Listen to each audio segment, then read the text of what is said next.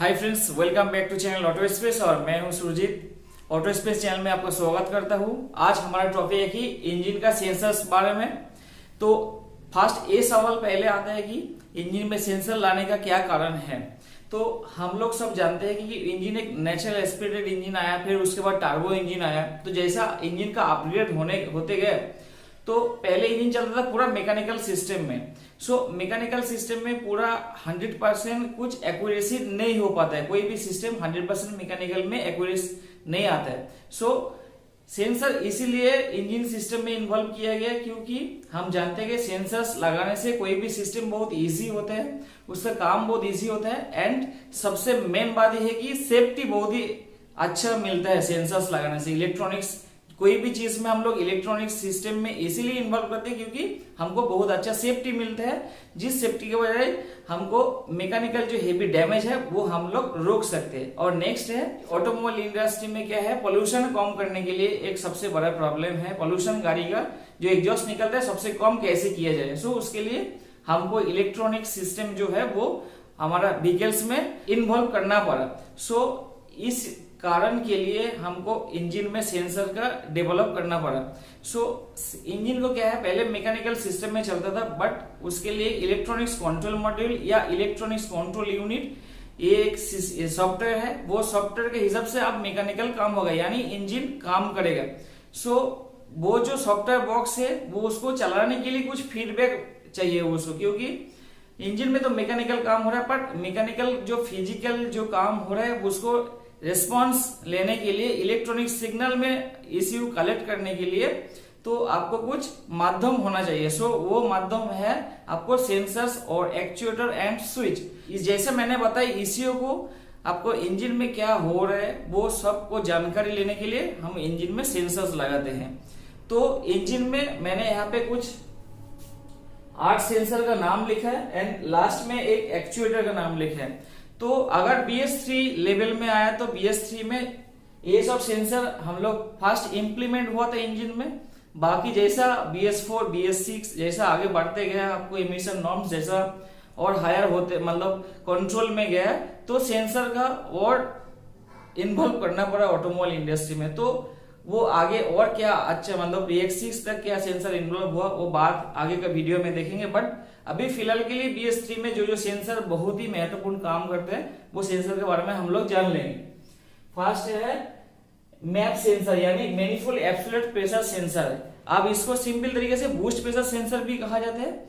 Manifold absolute pressure sensor आपको इसीलिए लगाया जाता है क्योंकि एयर इनटेक जो मैनिफोल्ड है, जहां से आपको थ्रो वाल्व आपको जो एयर है वो एयर कंबशन यानी पिस्टन जो सिलेंडर है उसमें एंटर होते हैं। तो मैनिफोल्ड में एयर का क्या प्रेशर है, क्योंकि आप नेचुरल एस्पिरेटेड इंजन बिल्कुल नहीं है। मैक्सिमम यानी 100% इंजन जो आ रहा है वो टर्बो इंजन आ रहा है।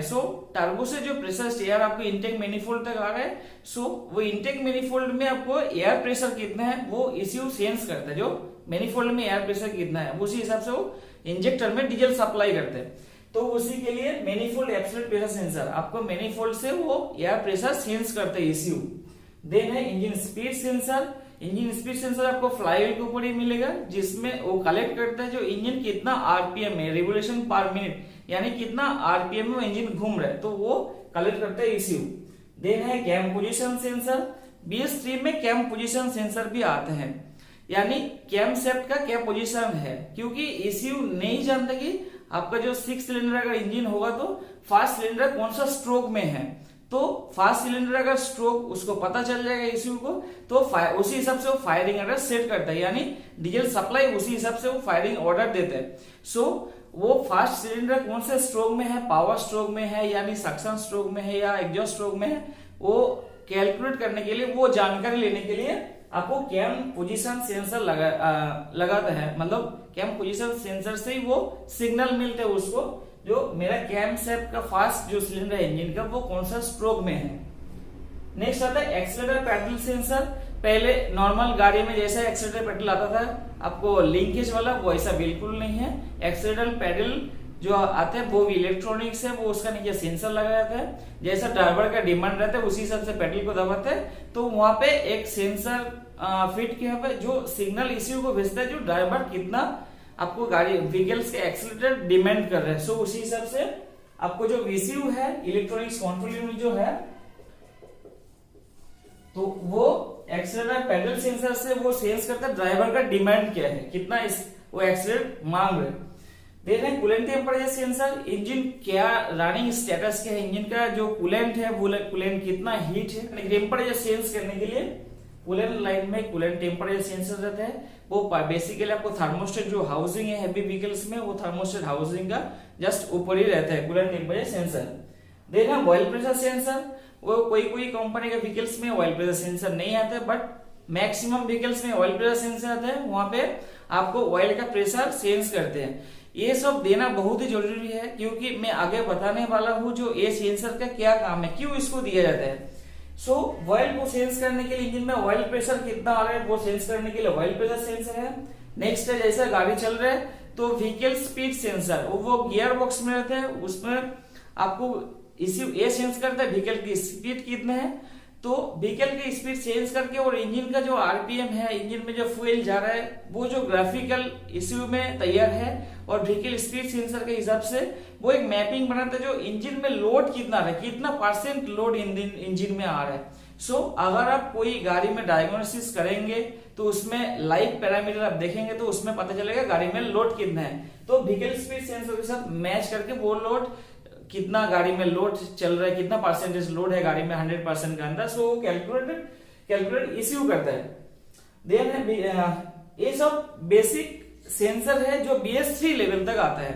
तो ये सेंसर के बाद कुछ स्विच, कुछ एक्चुएटर भी है। एक्चुएटर का काम है, सेंसर क्या है, फिजिकल जो काम हो रहा है उसको सिग्नल, इलेक्ट्रॉनिक सिग्नल भेजना है, वो है सेंसर। एक्चुएटर क्या है, हम इलेक्ट्रॉनिक सिग्नल भेजेंगे, वो काम करेगा। फ्यूल स्टार्ट ऑफ सोलेनॉइड, आपको जो BS3 में जो रोटरी पंप आते हैं, फ्यूल पंप, वो रोटरी फ्यूल पंप में फ्यूल स्टार्ट ऑफ सोलेनॉइड रहता है। जैसा भी इग्निशन ऑन करेंगे स्टार्ट ऑफ सोलेनॉइड जैसा ऑन नहीं होगा तो फ्यूल लाइन बिल्कुल कट रहेगा। अगर इग्निशन ऑन किया, स्टार्ट ऑफ वाल्व ओपन हो जाएगा तो फ्यूल लाइन फिर कनेक्ट हो जाएगा, यानी फ्यूल लाइन चालू हो जाएगा। तो ये था सेंसर और सोलेनॉइड के बारे में है। और आपको स्विच भी आता है, जैसा क्लाच स्विच, क्लाच पेडल के ऊपर एक स्विच रहता है जो normally close condition, open condition में रहता है। जैसा आप क्लाच पेडल दबाते हैं तो नॉर्मली क्लोज हो जाता है। सो उसमें भी सेंसर आपको सेंस करते जो क्लाच पेडल प्रेस किया गया। और है atmospheric pressure sensor, atmospheric pressure sensor, इससे ये ECU में बिल्कुल ECU के ऊपर एक काला वाला बटन जैसा फिट रहता है, इससे ECU सेंस करते हैं जो बाहर जो एटमॉस्फेयर है उसमें प्रेशर कितना है। सो उससे एक बाहर के एटमॉस्फेयर प्रेशर कितना है, नेट बूस्ट प्रेशर कितना है, तो उसी को एक अलग से मतलब इंजन का जो टाइमिंग देगा, जितना फ्यूल है सप्लाई करेगा, तो एक कैलकुलेशन करने के लिए है एटमॉस्फेरिक प्रेशर सेंसर, जैसे ECU के ऊपर फिट होता है। और ये जो मैंने सेंसर इतना सारे आपको गाड़ी में इनबिल्ट किए गए जो सेंसर्स हैं, ये सेंसर का कुछ काम है। जैसे आप अगर अनट्रेंड कोई ड्राइवर, जैसा मैकेनिकल सिस्टम में अनट्रेंड कोई ड्राइवर जैसे गाड़ी चलाते हैं, तो वो अगर ज्यादा ध्यान नहीं दिया जो गाड़ी मेरा कितना हीट हो रहा है या ऑयल प्रेशर बराबर नहीं है, तो अगर मैकेनिकल सिस्टम में ऑयल प्रेशर नहीं है तो अंदर जो मैकेनिकल मूवेबल पार्ट्स है वो पार्ट्स डैमेज होने का चांसेस है। सिमिलरली अगर कूलिंग बराबर इंजन में नहीं हुआ या ध्यान नहीं दिया, जो कूलेंट जो इंजन का जो कूलेंट हीट हो रहा है वो आपको रेड सिग्नल तक पहुंच गया, बट कोई अनट्रेन्ड ड्राइवर अगर ध्यान नहीं दिया तो उसमें क्या होगा, आपको इंजन ओवरहीट होगा, इवन सीज भी हो सकते हैं। सो ये सब चीज प्रॉब्लम को हटाने के लिए इलेक्ट्रॉनिक सिस्टम जो गाड़ी में इनबिल्ट किया गया। इलेक्ट्रॉनिक सिस्टम में क्या होता है, ECU सिग्नल हमेशा ले रहा है जो मेरा गाड़ी का कूलेंट कितना है, कूलेंट टेम्परेचर क्या है, ऑयल प्रेशर क्या है। तो अगर आपने ध्यान नहीं भी दिया, अगर आपको कूलेंट का जो टेम्परेचर वो एक्सीड हो गया, मतलब आपका जो लेवल में रहना चाहिए उससे ज्यादा हो गया, ऑयल प्रेशर बिल्कुल नहीं आ रहा है, तो ECU क्या सिग्नल देगा इंजन को, आपको इंजन में एक लिम्प होम मोड, यानी इंजन एक पर्टिकुलर RPM से ज्यादा जाएगा नहीं। जैसा मान लो मेरा कूलेंट 110 डिग्री सेल्सियस हीट हो गया या ऑयल प्रेशर आपको 1 बार से आगे ज्यादा नहीं जा रहा है, तो उसमें ECU सेंस करेगा जो इंजन इसी कंडीशन में चलाना बहुत ही रिस्क है। ये ऑयल प्रेशर में चलाना भी ये रिस्क है, क्योंकि पार्ट्स फेलियर हो सकता है, इतना डिग्री हीट हो गया तो इंजन सीज भी हो सकता है, हेड गैस की जल भी सकता है। सो उसके लिए ECU आपको कमेंट देगा, जो इंजन को चला रहा है, जो फायरिंग ऑर्डर हो रहा है या फ्यूल सप्लाई कर रहा है, तो इसी वो इंजन को कमेंट किया देगा जो आपको 1100 या अलग अलग कंपनी के, कोई कंपनी का 800 आरपीएम, कोई कंपनी का 1100, किसी कंपनी का 1500 पे आरपीएम से ज्यादा वो जाएगा नहीं। यानी लिम्प मोड में इंजन आ गया, मतलब आपका इंजन मतलब गाड़ी में कुछ फॉल्ट है जिसके लिए ECU आपको गाड़ी को लिम्प मोड में डाल दिया। इंजन का रेस आपको 800-900 आरपीएम के ऊपर जाएगा नहीं। इतना इसीलिए देते हैं क्योंकि आप नियरेस्ट जो डीलर शॉप है या वर्कशॉप है वहां पे गाड़ी पहुंचा सकते हैं इसके लिए। सो अगर आप इंजन लिम्प मोड में चला गया बट आसपास में कोई वर्कशॉप नहीं है तो गाड़ी वहीं तुरंत बंद करना चाहिए, क्योंकि गाड़ी आगे नहीं चलाना चाहिए। और ये जो सारे सेंसर्स है इसको डायग्नोस्टिक के लिए डायग्नोस्टिक टूल्स आते हैं, और ये सेंसर अगर फॉल्ट आ गया तो आपको EDC बोल के, ECU बोल के या EDC जैसा अलग अलग कंपनी के हिसाब से एक सिंबल आपको क्लस्टर मीटर में शो करते हैं, तो आपको उसी समय समझ जाना चाहिए इंजन के जो सेंसर्स है कोई भी सेंसर में आपको फॉल्ट आया है। सो ये सब सेंसर इसीलिए दिया जाता है इंजन में। और ब्रेक सिस्टम में जो इलेक्ट्रोमैग्नेटिक रिटार्डर ब्रेक जो आता है, वो इलेक्ट्रोमैग्नेटिक ब्रेक, एयर ब्रेक या हेवी कमर्शियल ब्रेक सिस्टम में कैसे काम करते हैं उसके लिए वीडियो लिंक डिस्क्रिप्शन बॉक्स में दिया हुआ है, आप जाके चेक कर सकते हैं। तो आई होप ये वीडियो आपको अच्छा लगा। आगे जाके हम लोग ये भी देखेंगे जो और आगे इनबिल्ट कैसे होते गए सेंसर, और ज्यादा सेंसर कैसे यूज होता है गाड़ी में, और सब सेंसर का अलग अलग काम कैसे करते हैं, कैसे गाड़ी से आपको फिजिकल जो काम हो रहा है उससे कैसे सिग्नल को ECU तक पहुंचाते हैं, इसके बारे में एक के बाद आएंगे। सो बने रहिए हमारे साथ और वीडियो को एंड तक देखने के लिए बहुत शुक्रिया। Thank you.